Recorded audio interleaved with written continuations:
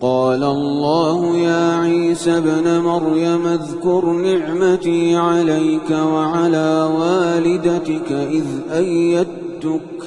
إذ أيدتك بروح القدس تكلم الناس في المهد وكهلا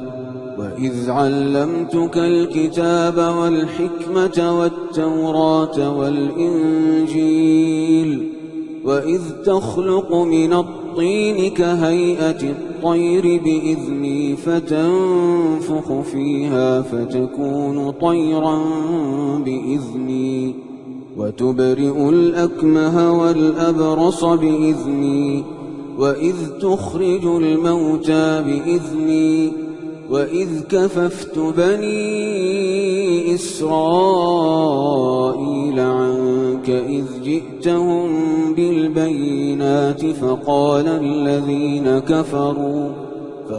الذين كفروا منهم إن هذا إلا سحر مبين.